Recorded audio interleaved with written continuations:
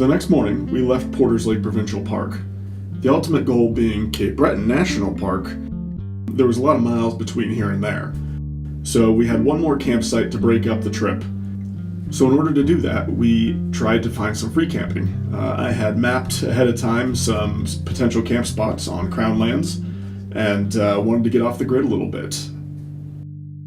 At one of our pit stops, we ran into some locals, and they suggested that we explore some local falls within the area. So we took a quick detour, took a quick hike, and sent the drone up in the air to see what we could see. And man, it was some amazing footage.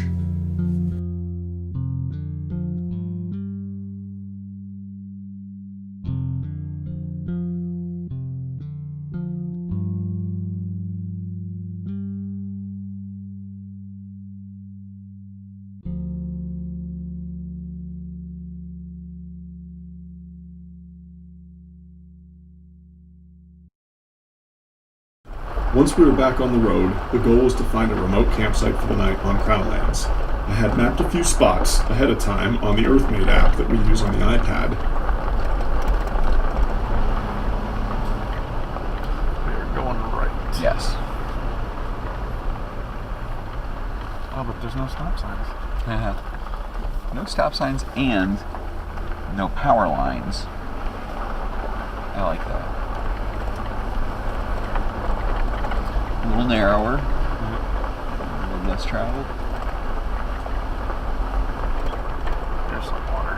However, nothing is certain until you actually see it for yourself. There's a lot of water. And swampy.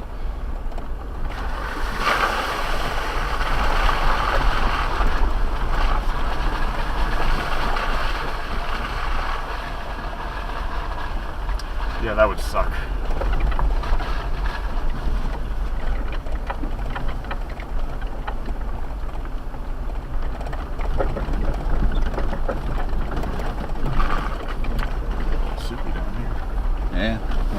Video anything or anything? Let's see what we got here. It's swirling or bubbling on the left. Yeah. Hang on a second. I just want to look at this real quick.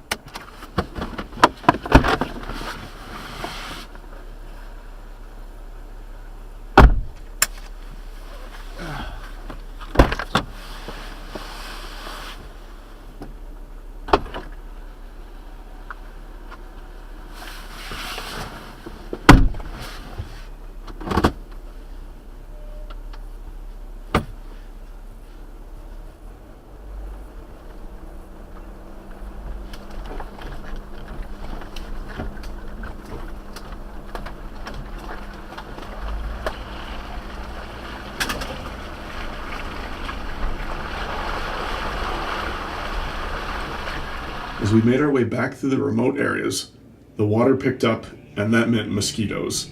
Not a good sign.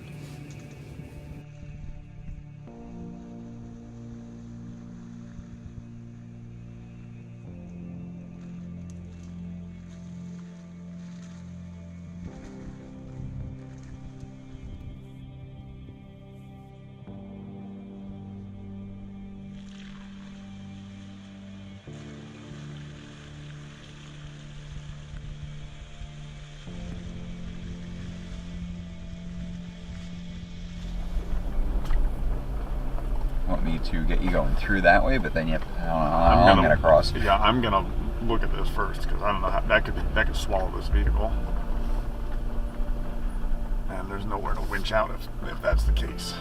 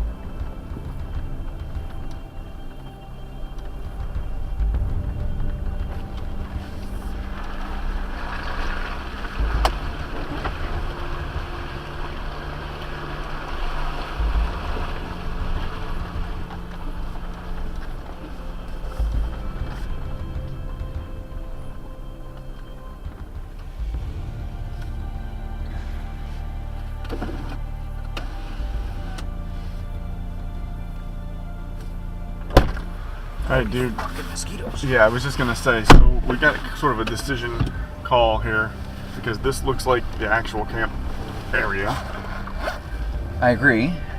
and there are fucking mosquitoes like crazy here. Yep. Your call.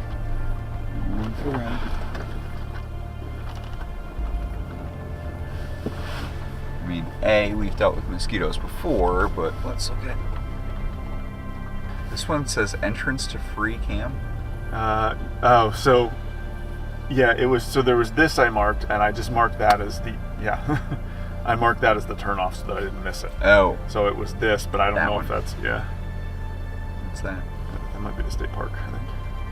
Yeah, that's the provincial park. Well, we're here, is the bottom line. So we can UE it here and work our way straight up that way. We can scope that one, or we can do whatever you want. As much as I would like to free camp, Oh, I don't care about the cost, put it that way. yeah. I mean, look at the mirror has black flies covering it. That's always fun. Yeah. Okay. All right. And because we are at a point where we know we can turn around. Yeah.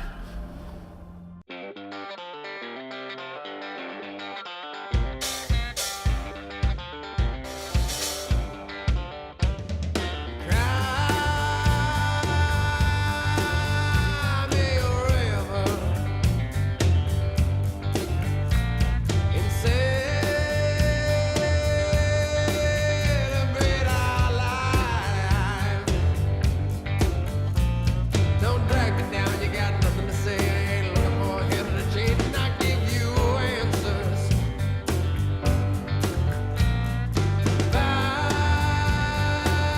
Fight for your life. Don't leave around where God would have you. Don't leave me right. Stop yourself and live. This is a cool little road. I mean, it's like almost perfect. You get the water, but then it's not quite overflowing. Uh-huh.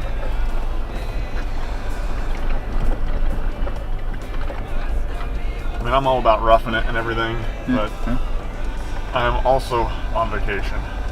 And while I can deal with some mosquitoes because, you know, I got the mosquito netting and all that stuff, but Been there, done that.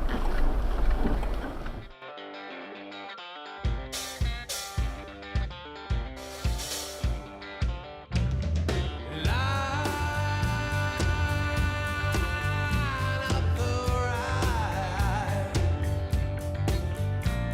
and live. All right. So before we head out and break camp this morning, we've got a little bit of a tradition here. We're about to head up to Cape Breton National Park. And as always with my maps, any state that I travel to or province, once I'm in that state or province, I add it to my maps of tracking travel. So this is the Nova Scotia sticker, Canada's Ocean Playground, and it's going to go right down here. And we've now marked off Nova Scotia on our travels list. man, that's gorgeous. Jeez. Yeah, that could be yours. Can you imagine living there full time? Just every day waking up to that. Yeah, I wouldn't do it here. I mean, I could imagine that. Just Northern California or Oregon or somewhere like that. Yeah. Wow. That's interesting.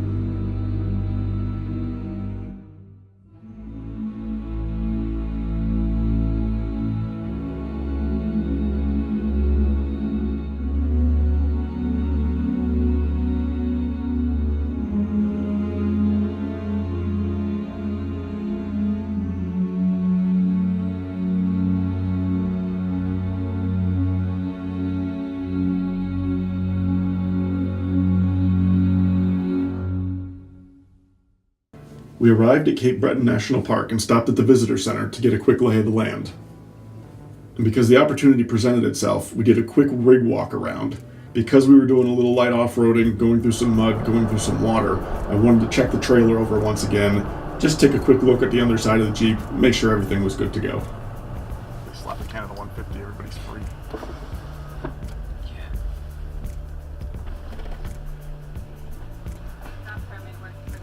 Excellent, thank you.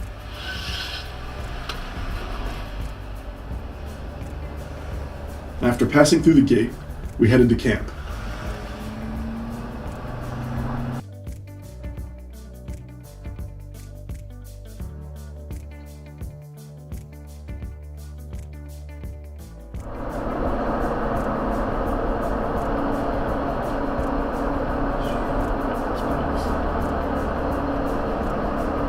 Alright, I'm impressed.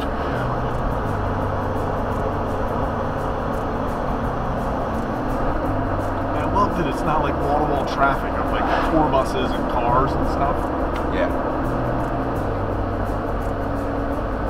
Wow. Yeah. The plan was to stop at one of the campgrounds on the western side of the park, explore a little bit, make our way around the top of the horseshoe, and then camp again on the east side of the park as we made our way towards the ferry. Corny Brook Campground, which is a small 15-space campground, does not allow RVs. It sits right on the edge of a cliff overlooking the ocean, and it's first come, first serve. There are stairs that run from the campground to the beach below.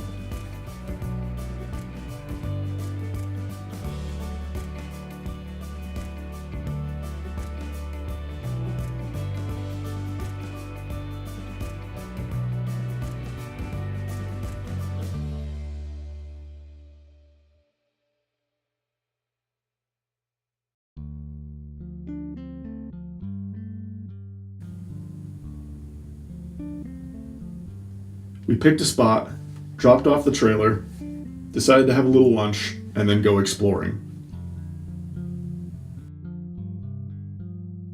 The Cape Breton coastline was spectacular. It reminded me of Acadia on steroids.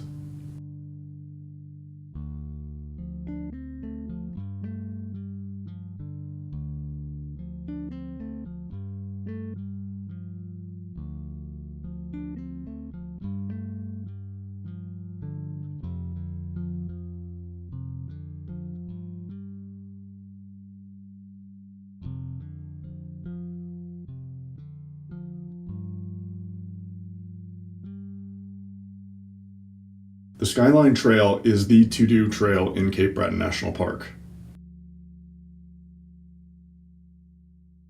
The full loop itself is just over 5 miles, or you can opt for a direct path down and back, which is just about 4 miles. At the fork in the road, the trail to the right is a more rugged path. The trail to the left is a more level and oftentimes raised wooden platform path. As we continued down the path, we came across a moose fence, the first that we'd seen in Canada. The design of the moose fence immediately made me think of Jurassic Park. The shutdown must have turned off all the fences. Damn it, you imagine you wanted to mess with the raptor fences.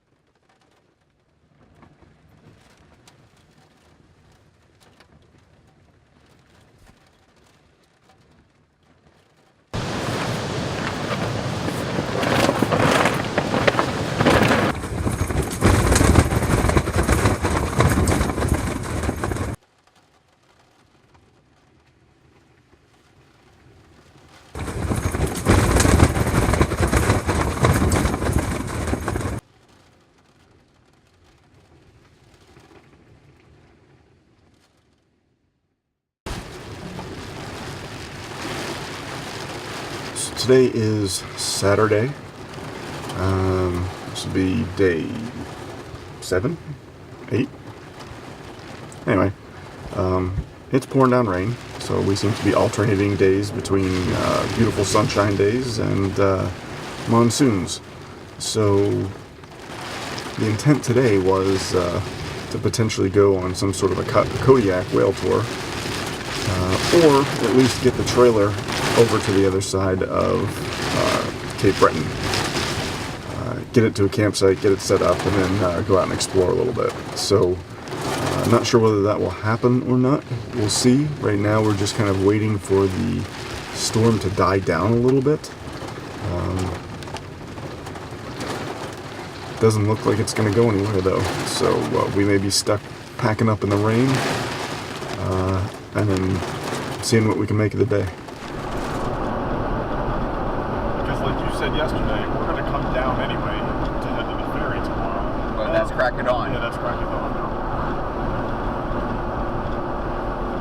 And that ferry, that's far. I don't think this is our campground personally. Okay. Because look at how far that ferry is. We would have to get up at like 5 in the morning. It's 172 miles from back there at that time. Like at the 172 kilometers, which is like 125 miles, Yeah. which still puts it at 2 hours, and it's a 9 o'clock ferry, 9:30 ferry. 11:45. Oh, so we want to be there at 9. So we would need to leave no later than 7. Yeah. I don't notice that. I mean, think about it. If we miss that ferry, Yeah. that's a major problem. Oh yeah, we're not missing the ferry.